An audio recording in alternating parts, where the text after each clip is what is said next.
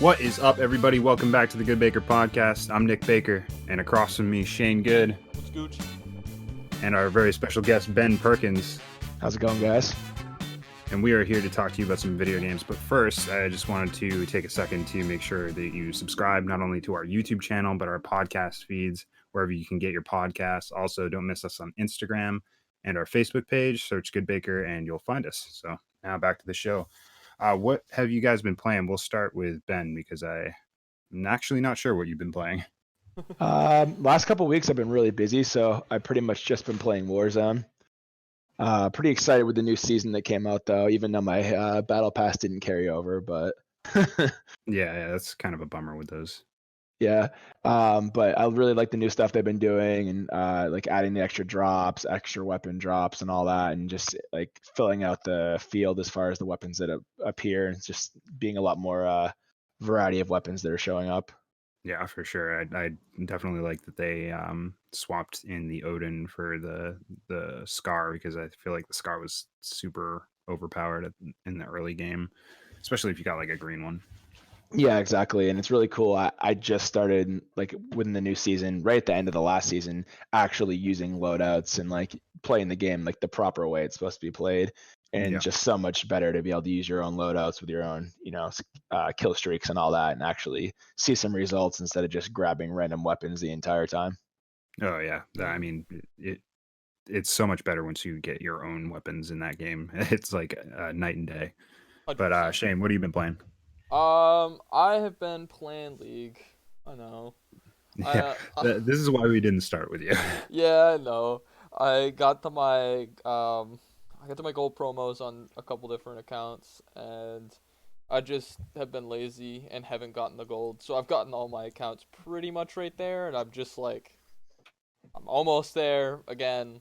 I've just been lazy. I spent one weekend and I spent a couple hours on Saturday, this past Saturday, and got one of my accounts to like Silver 1 in its series, played my series, lost all 3 games of my series due to an AFK and then 2 feeders.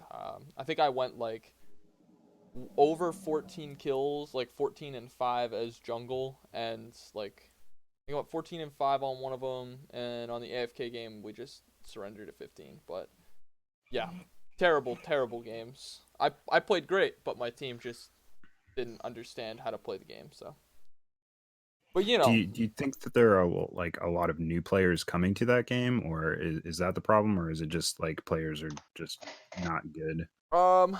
Players just aren't good in this elo, and this elo is matched with a lot of new players as well. Like if you have a level 30 account, like you don't get new players in ranked because it takes probably about a month to level up an account from 1 to 30, even if you play it every single day. And you have to be at least level 30 to play ranked. So like, yes, there are new players or people that aren't like, they don't have a ton of accounts that are level 30, but at the same time, you have to know enough about the game where, like, if you just follow direction or, like, just, like, meander with the group, you'll probably do just fine. It's just people that, like, well, there's a 5-man fight on top, they decide they want to go bottom and farm by themselves for no reason. Interesting. And then it loses you the game. So, stuff like that.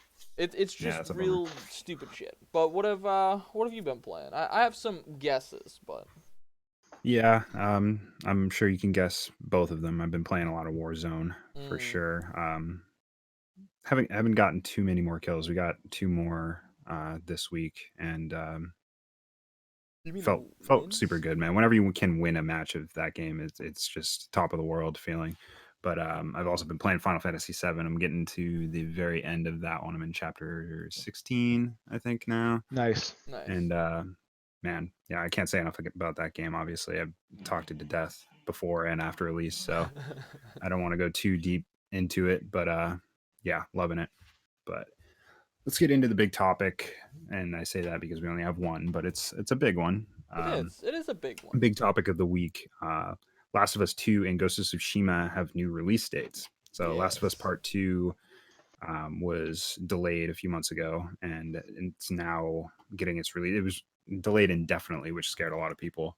So its new release date is June 19th, and that pushed Ghosts of Tsushima's schedule back to July. I think theirs was July 16th.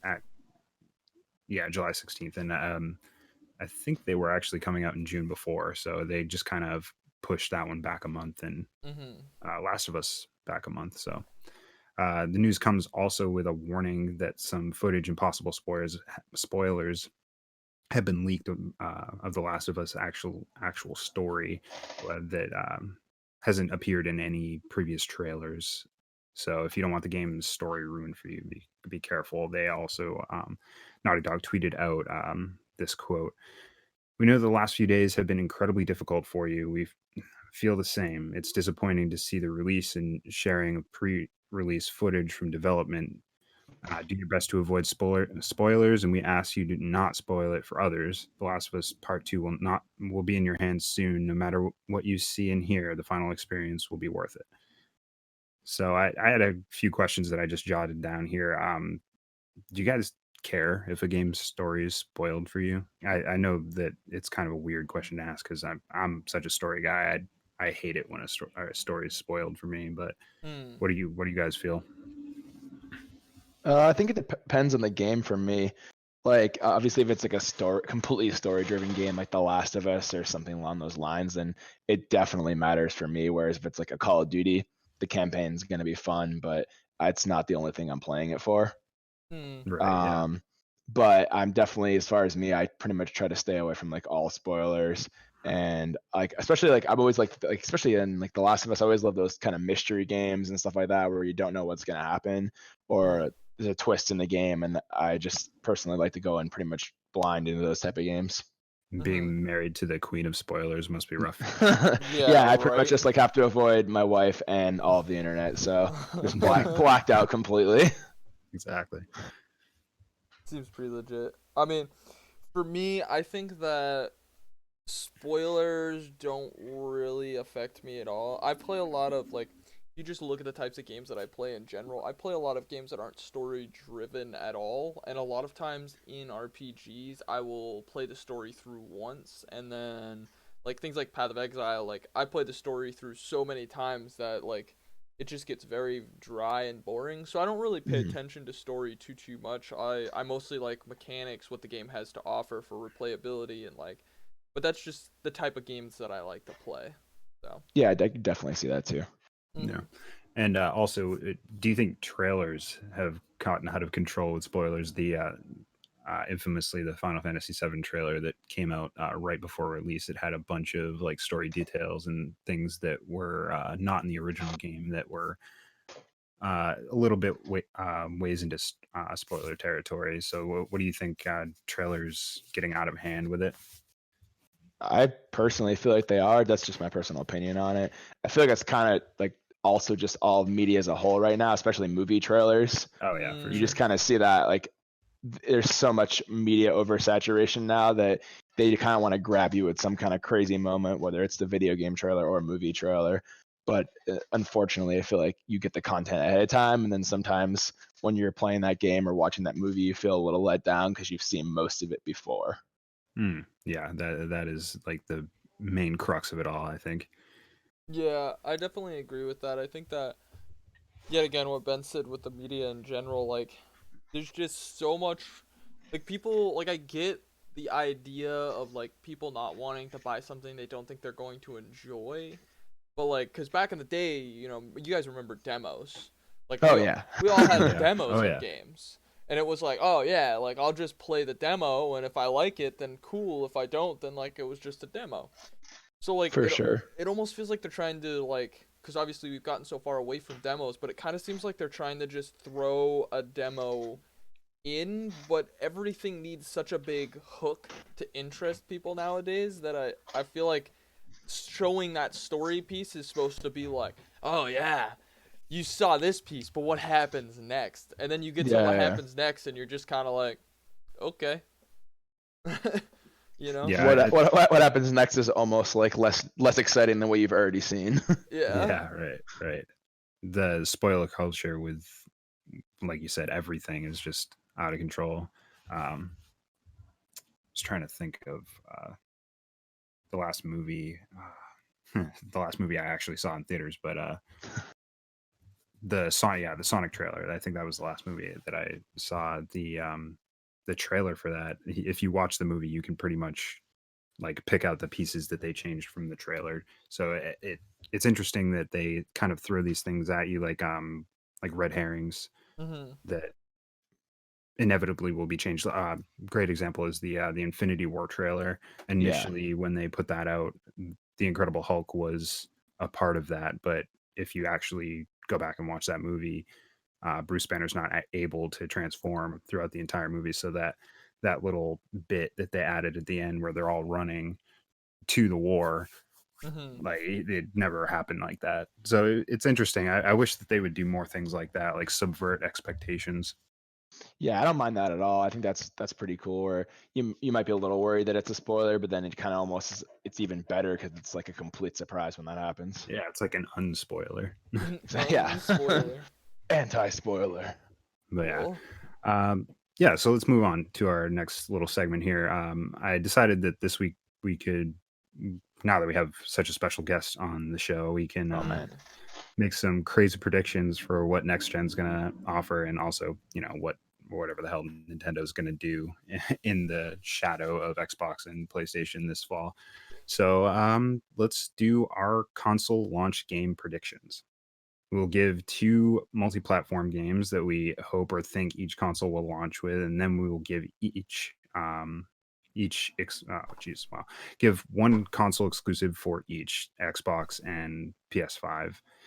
For Nintendo, we will make a guess at Yikes. what unannounced game will be released before year's end. Before So we'll this go, year's end? yeah, yeah. So we'll go multi-platform games, 2 of those. Mm-hmm. okay. Go Xbox One exclusive, PS5 One exclusive, Nintendo, whatever the hell you want to predict for them. And then we'll do a bonus round in which we give one wild game prediction that can be about anything in the wild world of gaming, but it has to happen before the end of this year. Okay. All right. All right, so start with I guess I'll start this one. My multi-platform games that I predict will come out before the end of the year. Dying Light 2, Okay. because I think that game has been pushed back to being a launch title for multi-platform. I think that that's going to be a really good move for them.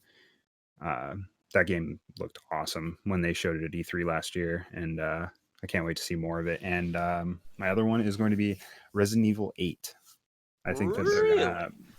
merge some of the ideas that they've had from the remakes because they've been so successful. I think that the third person view is what makes Resident Evil best.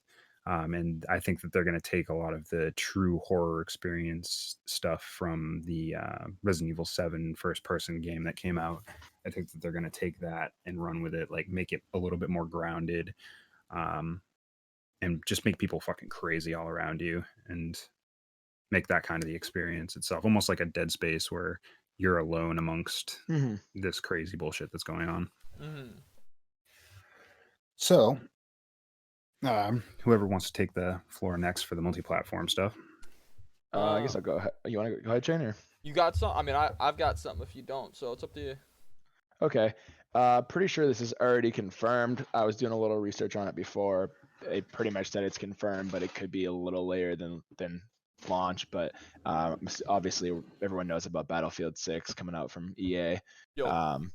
Pretty excited for that, and I'm definitely hoping that's going to be a launch game. Just brings me back to the PS4 launch with Battlefield 4, and just great fond memories from that. So I'm hoping that's definitely going to be a launch game. Then the other multi-platform game that I'm hoping comes out is the Dark Pictures anthology.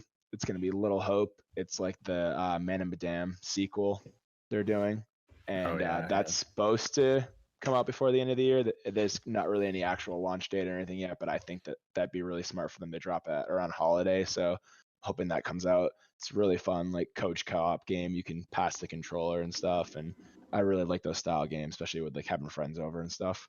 Mm-hmm. Yeah, man. Battlefield 6, though. Oh my goodness. Yeah, I really can't wait. It's going to be bonkers. I remember 4 and all the online troubles that it had coming out and how good that campaign was, where you just like played it like 3 or 4 times in a row. Yeah, it was so great, man. It's gonna be such a like nostalgia if they really just drop that with it, especially if they get the servers and everything right this time. Yeah, for sure. Sure. What about you, Shane? All right. One of these, I don't even know if you guys know what it is. My I multi figured that there were going to be a few of these. Yeah, my multi-platform is probably gonna be Tropica 7. I think that Oh, they I will. know that one. You Yeah. do? Oh, Oh okay. yeah. I think that they're gonna throw a Tropica 7 out. I don't. I think it probably will be like. It might throw it out a little bit before, because a lot of the player base is on computer. But they might throw it out a little bit before the actual console release. But I think this will be something that will like be a console release type game. And then the other one is let me find it. I just had it. Let's see. Right here. The other one is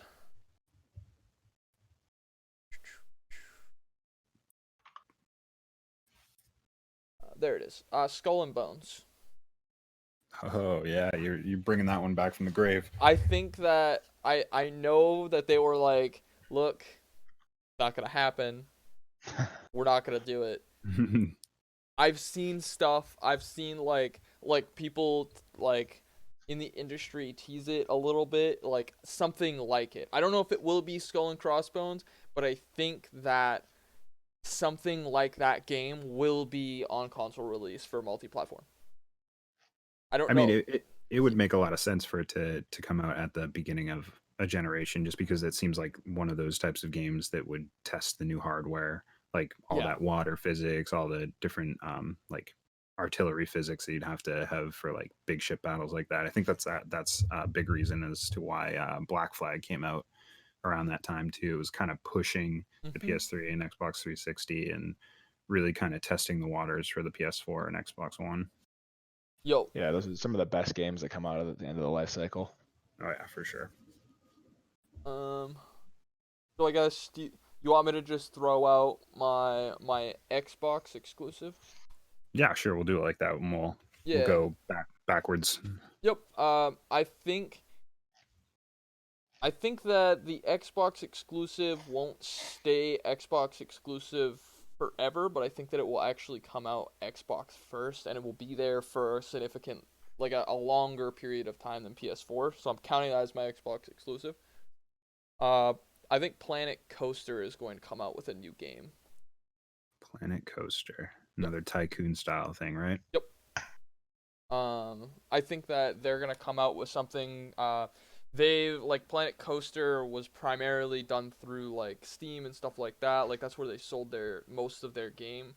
But I think that it's going to come out. They've worked with Microsoft before on a couple different things, and I think that they're going to come out with something for specifically Xbox. I think it'll get ported to like PS4 at some point or the PlayStation at some point, but I think that it probably will primarily be a Xbox One exclusive. Yeah, I could totally see that being like one of those ones that they throw in there, like Xbox exclusive, and like their halfway point and be like, Planet Coaster is coming to Xbox only for the first year or something like that. Yo. Yeah. Do you want me to do my PS5 as well, or you want to go around for the Xbox? Let's just keep going around the Xbox. Ben, what do you got for Xbox? For Xbox, I'm obviously a Halo fanboy, so I'm most excited for Halo Infinite. That's not really a prediction. That's pretty much confirmed that it's going to be coming out with it. I'm assuming it's slated to release late 2020. So I'm assuming that's going to be a launch title. But controversially, I think we'll see maybe if it's whether it's like a sequel or a prequel or something like that. I think we might see some sort of Gears game at launch too. Yeah, I can see It might that. come out. I feel like there'll be one. Maybe even if it's not a legit, Gear 6 or whatever, it'll be some sort of Gear spinoff, and I feel like it'll be maybe not even drop with the console, but come out like a week or two or to a month after the console comes out. I could definitely see them doing something like that. Mm-hmm. Yeah, for sure. Maybe like something like how Resident Evil had the resistance mode in this. They could have maybe like a Gears of War battle royale or something. Yeah, exactly. Like a port for 5, and they add some new modes or even a new like DLC or something. I think they'll definitely do something with that, just because Halo and Gears have been propping up that franchise for so long. I feel like that they're gonna want to hit that. Oh yeah, Sure. for sure. And Xbox has talked a big game about all the games that they're gonna have at launch. So that I wouldn't be surprised if that was one of them. True. Good pick. Mine is one that is rumored to be in development under I think it was the Forza Horizon team, Mm-hmm. Fable. I think that Fable is going to Ah. actually be a launch game. It hasn't been confirmed to even have a release date or to even be in development. I'm not sure. I think it's all rumors at this point, but I do think that that's going to be like their big pop once they actually do a press conference for the Series X. I think it's going to be Fable, Halo, and maybe even the Gears franchise coming back. But yeah, Fable's definitely got a soft spot in my heart because it's one of the only Xbox exclusives that I actually sat down and played all the way through, other than Halo campaigns and all that. But Yeah. Right. um, but yeah, I'm really looking forward to seeing what that franchise is going to be look like in the future, with some updated systems and different RPG mechanics that have come up like since like the Witcher games and all that have just kind Yeah, of laid for the sure. groundwork for really great RPGs. I think that Fable can really benefit from that. Fable had such a great life cycle too. So. Oh yeah, for sure. Yo. So my PS5 prediction Mm-hmm. is Gran Turismo, but not just regular Gran Turismo. I want Gran Turismo a la Forza Horizon. I want an open world, Yeah. like underground racing game that is super polished like Forza, but Like. I want it to be a PS5 exclusive, just like Forza is exclusive because they've had the racing game on lock for so long, and I feel like I haven't played a really great racing game in a while. We talked about Need for Speed a bunch of podcasts ago, and it never really turned into much. Yo. That franchise seems like it's just on life support right now. I don't know what the hell's going on over there at EA, but Boy, Gran what I like Turismo, to tell man, you. the the history of that franchise is something that I really appreciate, but the most recent games haven't been super great. They're always beautiful games. They're showcasing like the best of the technology for each of the subsequent PlayStation launches. So I hope Mm-hmm. that they come out and just kill it with a banger Gran Turismo game this time. That'd be amazing. And did the PS3 release with Gran Turismo 5? It was 5 or like some weird offshoot of it. Yeah, I remember that, and it was pretty cool. Yeah. But All right, Ben, what's your PS5 pick? PS5 pick. I'm assuming this is another one that's pretty like layup as far as it's probably going to come out similar, just if it stays on the current track. Is Godfall. It yeah, looks pretty cool. There's a trailer for that, and a little bit of gameplay. It's like a live action role play game, and it looks Yeah. pretty intense. As far as one that's not on the board though, I think I don't know if it'll quite make it, but Horizon Zero Dawn 2 has been rumored to be true. in the Yeah, man. works, and Yeah, I don't know if they can squeeze it out before 2020 ends, but I'd love to see that. that would be a ridiculous launch game. I think that would be such a big middle finger to Xbox. Like, all Oh, right, what do you totally. got, man? Like, And if they the don't come last out with one. like Halo or Gears, like, man, Oh Yeah, yeah, exactly. It'd be a great like punch for that. And the first one was so great that you could just build off everything they have from the first one, but take advantage of that extra power and stuff they're gonna have. And I think the game would be really awesome. yeah, yeah. I'm super excited for when that actually comes out. Hopefully, like you said, it's going to be a launch title. But what about you, Shane? all right. This is another one that I don't know if you guys particularly are aware of. There's a game called Spelunky.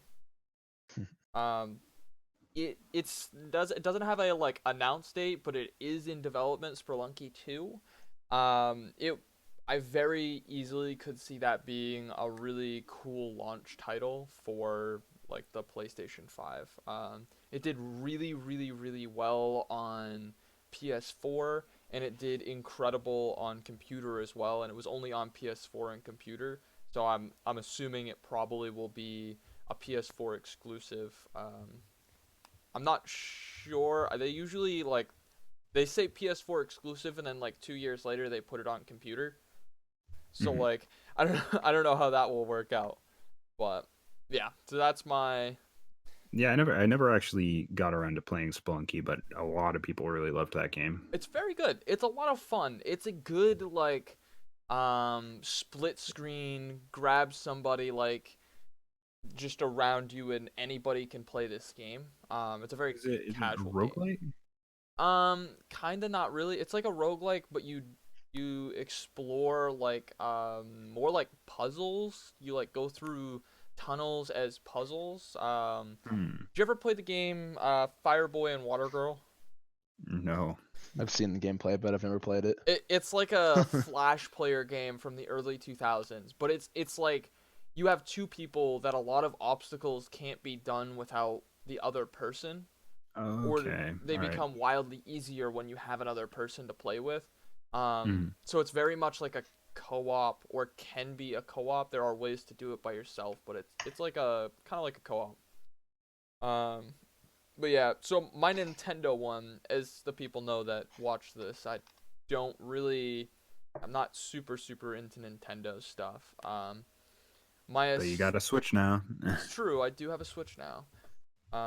So I guess I'll switch things up, and I will say, Oof. I know, yeah, Man, that was good, right? Let's sit on that for a Knocking them second. out. All right.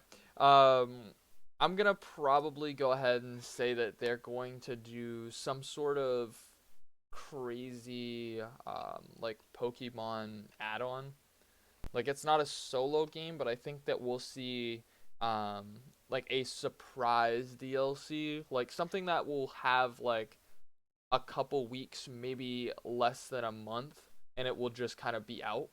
Like they'll announce it, and then it will just be like, also that's coming out in 2 weeks, type of thing. Dude, Um, Paul would cream his jeans if this happened. I know, but Just gonna put that out there. I think that like to keep up with all the new console hype and all the new stuff, that they're gonna have to do a little something. You know what I Mhm. mean? Yeah, So. they have the two DLCs.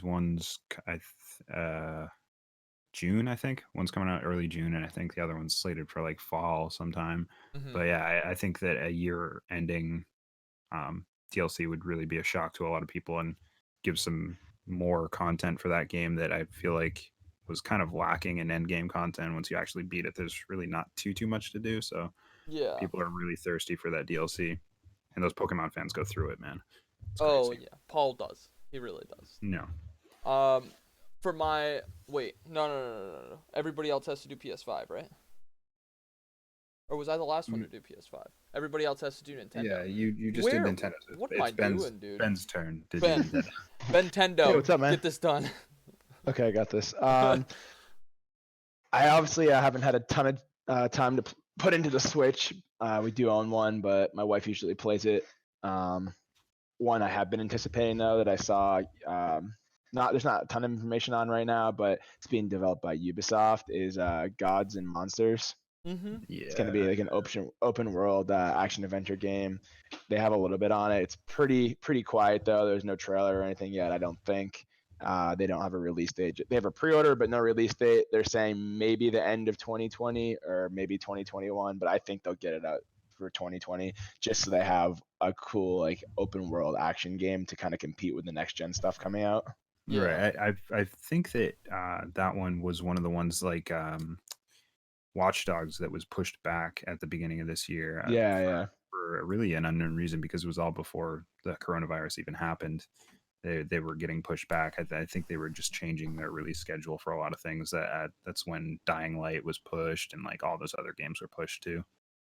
So yeah, I totally think that one could come out by the end of the year. That one looks really cool, and especially for me, I love open world stuff, so that might be something that actually might draw my time onto the Switch. Hmm. For sure. What about you, Nick? My Nintendo pick is one that I've been really kind of hoping for a long, long time because it's one of my favorite GameCube games that they're going to be Ooh. hopefully bringing up to speed. Um, at least the first one was a GameCube game. Is the Metroid Prime trilogy, and I predicted that it's going to be announced and released before the end of the year for the Switch to Interesting. get everybody ready for the next Metroid game, which was announced to be in development. And I guess they restarted development this year, and so that one's a little ways off. But I think that this can bide the time between those two uh, and really get people excited because Metroid Prime, the first one, is a great first person shooter, like one of the best first person shooter campaigns as far as it's got upgrades. It's a whole like Doom like world that you have to retrace your steps in, and there are different like Metroidvania things that you need to get like a different morph ball to get into this hole, or you need a different jump ability to get to this next platform that you weren't able to get to before. So That's it's fun. really replayable in that way. Yeah, it's like one of those like things that continually makes you like try to figure out a problem. Yeah, and That's awesome. it's truly one of the best looking Nintendo GameCube games ever, and I can't wait to see what they actually do to upres all of that. And it was the first game that I can remember where when Samus would actually breathe out, you could see the fog get onto the lens that you're looking through as a first person shooter. It's Yeah, that's awesome. pretty advanced for back then. Didn't start Yeah, seeing some of that till like late PS3 life cycle for some of the modern shooters. Yeah, for yeah. real. So all right, so that brings us to the bonus round, where we give a wild prediction about anything we want. And my wild prediction is that we will see a more powerful Switch and Ooh. Breath of the Wild 2 early next year Let's go. Wow. That as is like a big answer to all this next gen stuff that's coming out for Yeah, Xbox and PlayStation. I think that it's given enough time. I think it's been like 3 or 4, or it will have been like 4 years at that point mm-hmm. since the Switch's release. I think it's been like a year and a half or so since the light came out, or maybe just under a year. I guess it came out late summer. So yeah, I think it would give enough time for that development cycle to, come back around and for them to get a more powerful Switch on the market. yeah, that'd be really great because that's one of the things I've really been wanting them to do is release like a more powerful Switch or even have the actual display on the Switch be a little bit higher resolution. Yeah, or I mean, bigger, or Yeah, Yeah, for sure. just being able to handle more. And I think that Breath of the Wild 2, whatever game that ends up being, I think is gonna have to have more power, and it's gonna really test whatever the original Switch is able to, handle.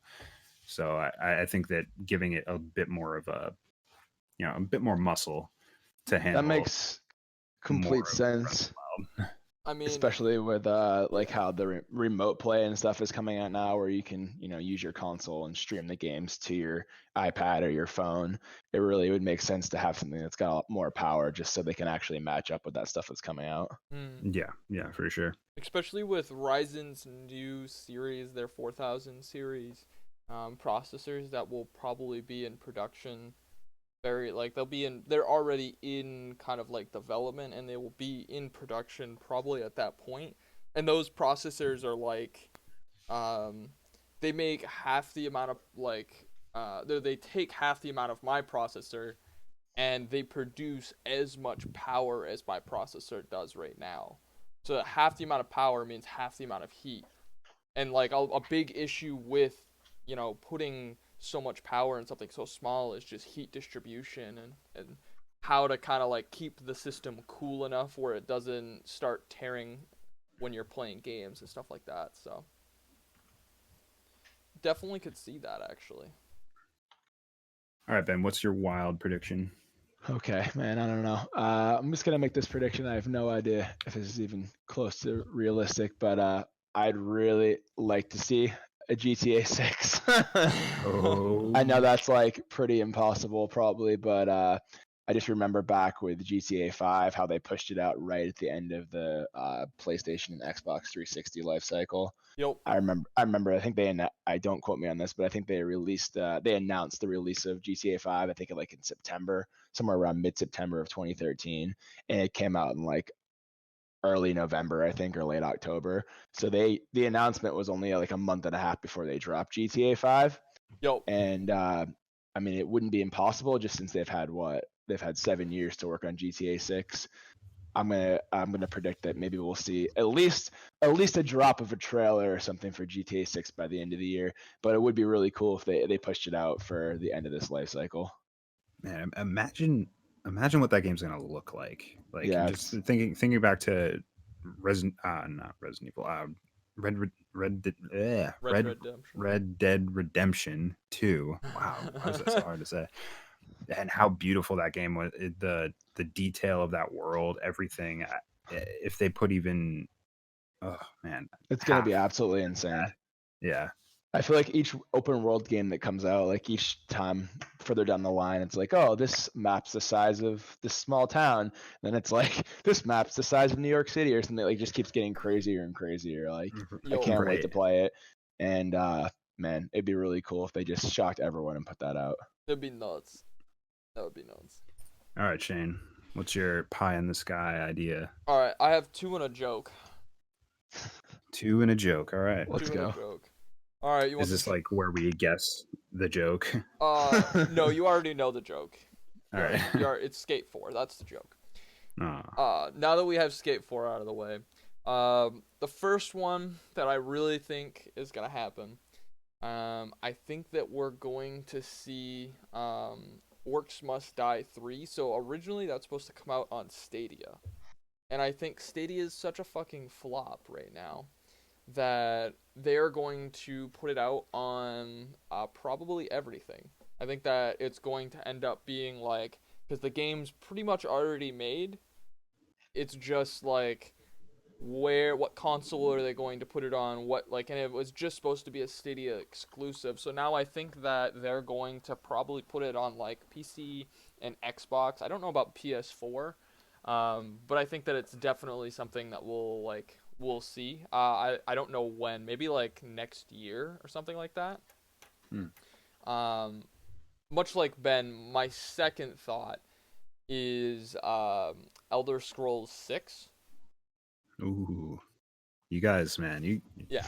get the hype cycle rolling. Yeah, I think that we'll see a new Elder Scrolls probably in the first I'll say the first 6 to 8 months of the PS5 and the new Xbox release. Hmm. And that's like a twinkle in the sky. I know it is, but like we saw stuff about it 2 years ago, and we saw a little bit about it like we saw screenshots of kind of like some stuff this past. No, this past E3 got canceled, so we didn't even get anything about it because of the past E3. And I think that they have stuff on it. I think that the game has developed a lot more, and I think that they've had, how many years have they had to work on that since Skyrim? Like, A while. Skyrim came out in 2011, I think. So Yeah, so not 9 years. yeah. So they've had a lot of time to work on it, and you know that they're working on it. You know what I mean? I'm not actually sure what teams what over at Bethesda for working on separate games. I know Fallout 4 came out after that. I don't know if any of the team from Skyrim was working on that, I'm but not sure. they did announce that a game called Starfield was gonna come out too. So I don't know how much of the team is actually working on that and how much is actually working on Elder Scrolls, or if they're just working on one or the other. Hmm. So we'll definitely have to see what actually comes out. But I really like that, man. I really like a new Elder Scrolls on the next gen. It's gonna be Yo, great. I think so. So with that said, I think that's everything. And Any thoughts on any of these predictions? Any last little hype pieces you guys want to get off your chest? I'll just throw in that if GTA 6 is not released, it'll be the first console that's missed a GTA. Wow. Because technically, the PS3 was the launch and Xbox 360 was the launch title for 5, and they ported it to the next gen. So Yeah. if we don't get one this year, then they might do a backwards compatibility thing. But this will be the first gen that didn't get a GTA release. A part of me hopes that they just wait for next gen, because I can only imagine like what extra shit that they would be able to do if they didn't have to hamper back everything for the last gen. That is true. That I is mean, they'll true. probably, if we wait one more year, the game's probably gonna blow us out of the water. Oh my goodness, yeah. For sure. All right, well, that's the show. Thanks for joining us, Ben. It was awesome to have you on the show. We'll have to have you back again. Yeah, it was great. Thanks for having me, guys. And as for the rest of you, make sure you like, subscribe, comment any of your predictions for the next gen, because I mean, there's so many that you could do. I just want those comments filled up with them.